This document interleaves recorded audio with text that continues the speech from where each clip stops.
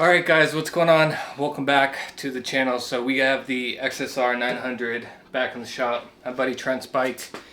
Today we're going to be throwing on a R&G Radiator Guard. So right now he doesn't have any protection for his radiator, so if a rock were to kick up or anything, could be a pretty expensive fix. So we're going to throw this guy on because it is a naked bike, should be a quick process. So that's pretty much it. Let's get to it.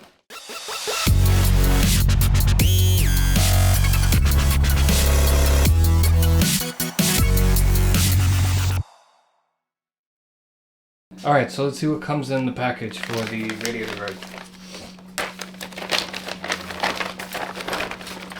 So we got the guard itself. So similar to the R6 that I've uploaded recently, nice mesh style. I'm assuming hooks on at 2 points up at the top right here. And then some sort of, I think, zip tie mount in the bottom. But other than that, it looks pretty nice. What else do we got? We got a package.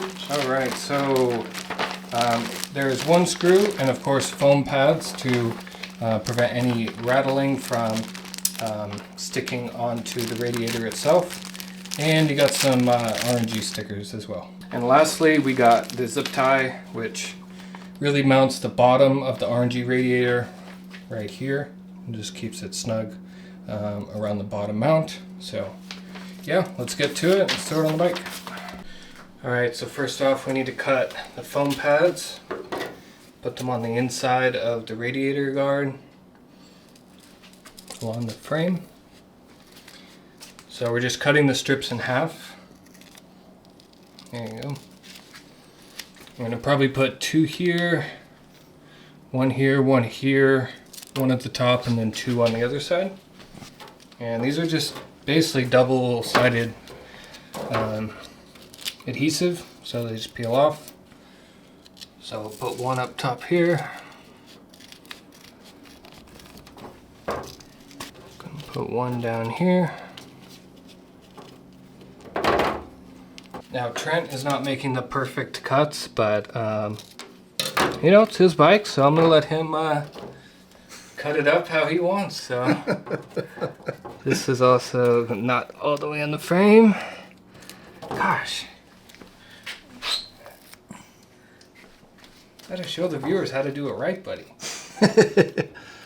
Alright, so we got this one. We got the one in the center. Then the one up top. And then that's gonna be it. And what's the purpose of these, Max? So this gives it spacing against the actual radiator so it doesn't rattle.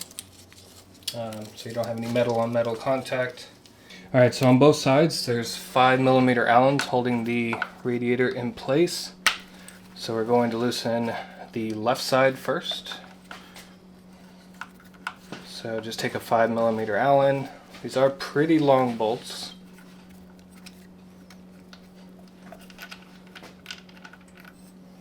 And just like the left side of the bike, same thing on the right. So I think this bolt is actually a little bit smaller than the other one. If you get a T-handle, you can get by the radiator cap, which is nice.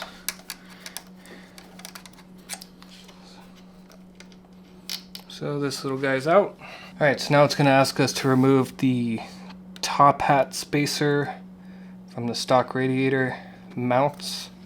So we got that removed. Now it wants us to take the included top hat spacer and face it in this way. So now we have it on this side instead of where it was previously. Alright, so now we're ready to fit the radiator guard, which actually goes on the outside of each of the brackets. So can you make sure the left side lines up on the outside of that? Okay. Is it over it? It is. Okay, cool. So we're going to push the radiator back. And now we're going to line up the screws. So the stock bolt is used on the right side of the bike, which is the one I'm at right now. And they included a longer bolt with a little small washer to use on the left side. So we're loosely going to secure the top of the radiator right now. Not going to crank anything down. Alright, so the instructions say to use this longer screw, but the instructions are actually for an MT09, and this is not an MT09. So we're actually going to use the stock screw, which seems to be threading in just as well. So I'm going to push the radiator back to tighten both sides. So this side's tight. Now tighten that other side on the right side of the bike. Don't crank it. Till it's snug. A little bit more than snug. Alright, so now that the top is all secure, we just have to do the zip tie around the bottom. There's actually a bracket right here, which we're going to zip tie it around. It's right underneath here, right underneath the reservoir. So in order to have the cables wrapped around in the front, we're just going to do the loop in the front first, just so you don't see the connector up front. It'll give a lot cleaner of a look. And then now we just have to feed the zip tie up through this bracket.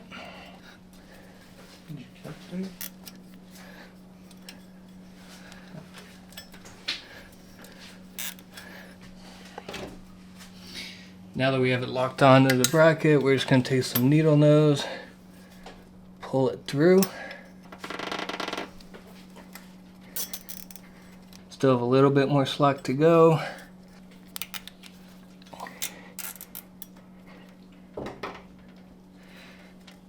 There we go. So we got all the slack out. Now we're just going to, of course, cut the end of the tie so it's nice and clean. And there you go.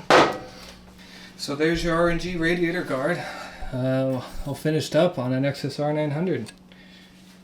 Alright guys, well that's going to do it. So we got the R&G Radiator Guard installed on the XSR900. Whether you have an MT09, FZ09, probably the same even for an MT07 or a XSR700, process is pretty much going to be the same. So installing the Radiator Guard on naked bikes are pretty easy. So I hope it was helpful to you. You guys enjoyed the video. I talked to Trent. He's going to clean up his bike. Absolutely. It's got a lot of bugs. It's filthy. Yeah, it's filthy. It needs to be cleaned. So he's going to do that for sure. But yeah, hope you guys liked the video. Drop a like.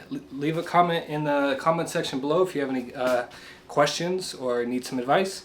I respond to all the comments in my videos, and subscribe for more content, whether it be for the XSR or the R1 or anything else we got going on. So stay tuned, and I hope you guys ride safe, and we'll see you next time.